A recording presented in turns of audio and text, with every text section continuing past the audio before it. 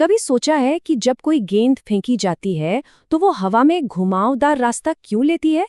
या फिर एक बहती हुई नदी में नाव असल में किस तरफ जाती है? इन सभी सवालों का जवाब छिपा है समतल में गति में।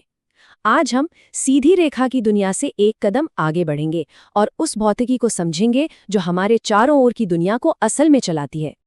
हमारा आज का सफर कुछ ऐसा रहेगा। सबसे पहले हम ये जानेंगे कि हमें एक नई दिशा की जरूरत ही क्यों है। फिर हम अदिश और सदिश की दुनिया में गोता लगाएंगे, उनके कुछ जरूरी नियम सीखेंगे और फिर देखेंगे कि कैसे गति को उसके हिस्सों में तोड़ा जा सकता है। और अंत में इन सब चीजों को असल दुनिया के उदाहरणों से जोड़कर देखेंगे। तो तैयार हो जाइए। तो सबसे पहला और बुनियादी सवाल, सीधी रेखा में गति का अध्ययन ही काफी क्यों नहीं है?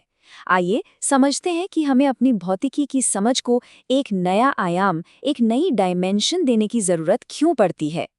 जरा एक फेंकी गई गेंद के बारे में सोचिए। वो सीधी ऊपर जाकर सीधी नीचे क्यों नहीं आती? क्योंकि उस पर एक साथ दो असर हो रहे हैं। एक तो वो बल जो उसे आगे धकेल रहा है और दूसरा गुरुत्वाकर्षण जो उसे लगातार नीचे खींच रहा है। अब इस तरह की गति को सिर्फ एक सीधी लाइन में समझाना नामुमकिन है। यहीं पर हमें एक नए नजरिए की जरूरत पड़ती है। और ये नया नजरिया, ये नया टूल है सदिश, यानी कि वेक्टर्स। देखिए, वेक्टर्स सिर्फ मैथ्स का कोई कॉन्सेप्ट नहीं है। ये एक ऐसा जबरदस्त औजार है जो हमें किसी भी चीज के परिमाण, मतलब उसकी मात्रा और उसकी दिशा, दोनों को एक साथ समझने में मदद करता है। और यही दो आयामी गति को समझने का राज है। अब इससे पहले कि हम वेक्टर्स के साथ कोई हिसाब किताब करें, दो बुनियादी शब्दों को समझना बहुत जरूरी है। अदिश यानी स्केलर और सदिश यानी वेक्टर। ये समझिए कि ये गति की भाषा की ABCD है। जरा इस स्लाइड को देखिए, ये फर्क को एकदम साफ कर देती है। एक तरफ है 10 मीटर, ये एक अदिश राशि है।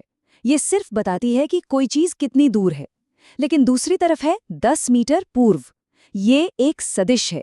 ये न सिर्फ ये बताता है कि मंजिल कितनी दूर है, बल्कि ये भी बताता है कि किस दिशा में जाना है। और यकीन मानिए, भौतिकी में दिशा से ही सारा खेल बदल जाता है। तो फिर इन सदिशों को हम दिखाते कैसे हैं? बहुत ही आसान तरीके से, एक तीर की मदद से। तीर जितना लंबा होगा उसका परिमाण उतना ही ज्यादा होगा, और तीर का सिर जिस तरफ होगा वही उसकी दिशा होगी। ये एक बहुत ही सरल और काम का तरीका है जिसे हम आगे भी इस्तेमाल करेंगे। ठीक है, तो अब हम ये जान गए हैं कि सदिश क्या होते हैं। अब देखते हैं कि इनके साथ काम कैसे किया जाता है। और यहीं पर कहानी थोड़ी दिलचस्प हो जाती है। ये नॉर्मल गणित की तरह 2+2=4 वाला मामला नहीं है। सदिशों की दुनिया में दिशा सब कुछ बदल देती है। सदिशों को जोड़ने का एक बहुत ही मजेदार तरीका है जिसे त्रिभुज का नियम कहते हैं। इसे ऐसे समझिए कि पहले सदिश A की दिशा में चलें, जहां पहुंचें वहां से सदिश B की दिशा में चलना शुरू कर दिया। तो आपका जो अंतिम परिणाम होगा, यानी सदिश A+B, वो आपके शुरुआती बिंदु से आपके अंतिम बिंदु तक का सीधा रास्ता होगा। इसे टिप टू टेल मेथड भी कहते हैं। अच्छी बात यह है कि सदिश गणित के कुछ नियम आम गणित जैसे ही हैं, जैसे कि A में B को जोड़े या B में A को, नतीजा एक ही होगा। इसका मतलब ये हुआ कि रास्ता कोई भी पहले चुने, पहुंचेंगे एक ही जगह। और अगर 3 सदिश हैं तो उन्हें किसी भी क्रम में जोड़ा जा सकता है। ये नियम हमारी गणनाओं को काफी आसान और व्यवस्थित बना देते हैं। अब हम सदिशों की सबसे शक्तिशाली तकनीकों में से एक सीखने जा रहे हैं, गति को उसके घटकों में तोड़ना। ये एक तरह से बांटो और जीतो वाली नीति है जो भौतिकी की बड़ी बड़ी मुश्किल समस्याओं को भी चुटकियों में हल कर देती है। इसका सीधा सा मतलब ये है कि किसी भी तिरछी गति को हम 2 सीधी गतियों का जोड़ मान सकते हैं। एक जो पूरी तरह से क्षैतिज यानी हॉरिजॉन्टल है, और दूसरी जो पूरी तरह से ऊर्ध्वाधर यानी वर्टिकल है। और सबसे कमाल की बात यह है कि ये दोनों गतियां एक दूसरे से बिल्कुल आज़ाद होती हैं। मतलब हम एक मुश्किल 2D समस्या को 2 आसान 1D समस्याओं में बदल देते हैं। और ये हम करते कैसे हैं?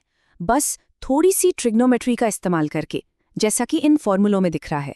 पर यहाँ सबसे ज़रूरी बात यह है कि अब हम क्षैतिज और ऊर्ध्वाधर गति का विश्लेषण पूरी तरह से अलग अलग कर सकते हैं। सोचिए, एक ही वस्तु एक ही समय में 2 अलग अलग सीधी गतियां कर रही हैं। ठीक है, थ्योरी बहुत हो गई। अब देखते हैं कि ये सब असल दुनिया में कैसे काम आता है। चलिए, सदिशों के इस ज्ञान का इस्तेमाल करके हवा में उड़ती चीजों और गोल घूमती चीजों के राज खोलते हैं। प्रक्षेप्य गति या प्रोजेक्टाइल मोशन इसका सबसे क्लासिक उदाहरण है। फिर से उस गेंद के बारे में सोचिए। उसकी क्षैतिज गति यानी आगे बढ़ने की गति लगभग स्थिर रहती है, क्योंकि उस दिशा में कोई खास बल नहीं है। लेकिन उसकी ऊर्ध्वाधर गति गुरुत्वाकर्षण के कारण लगातार बदल रही है, ऊपर जाते हुए धीमी और नीचे आते हुए तेज। और ये दो आजाद गतियां जब एक साथ मिलती हैं तो एक सुंदर परवलयिक यानी पराबलिक रास्ता बनता है। और क्योंकि अब हम गति को घटकों में तोड़ना जानते हैं, हम इन 3 खास चीजों की भविष्यवाणी कर सकते हैं कि वो चीज कितनी देर हवा में रहेगी, वो ज्यादा से ज्यादा कितनी ऊंचाई तक जाएगी और वो कितनी दूर जाकर गिरेगी। यही तो है भौतिकी की ताकत।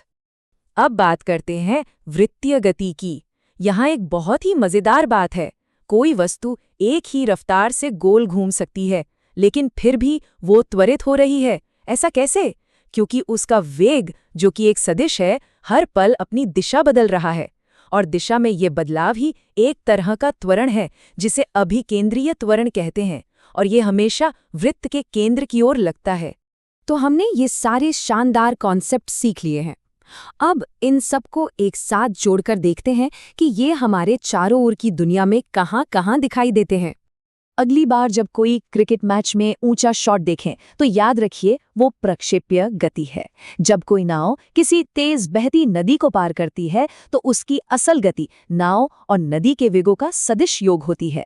और हमारे सिर के ऊपर चक्कर काटते सैटेलाइट्स वो वृत्तीय गति के नियमों का पालन कर रहे हैं। भौतिकी सच में हर जगह है। तो आज की सबसे जरूरी बातें क्या रहीं? हमने सीखा कि अदिश और सदिश में क्या फर्क है, सदिशों को कैसे जोड़ा और तोड़ा जा सकता है, और कैसे ये विचार हमें प्रक्षेप्य और वृत्तीय गति जैसी पेचीदा गतियों को समझने में मदद करते हैं। एक तरह से हमने गति को देखने का एक बिल्कुल नया नजरिया सीख लिया है। तो इस एक सवाल के साथ आज की चर्चा को समाप्त करते हैं। इन नियमों को जानने के बाद अब कोई अपने आसपास की गति को किस नज़र से देखता है? शायद अब एक साधारण से खेल में भी भौतिकी के गहरे नियम काम करते हुए दिख सकते हैं, क्योंकि भौतिकी सिर्फ किताबों के समीकरणों का नाम नहीं है, ये हमारे ब्रह्मांड को समझने का एक नज़रिया है।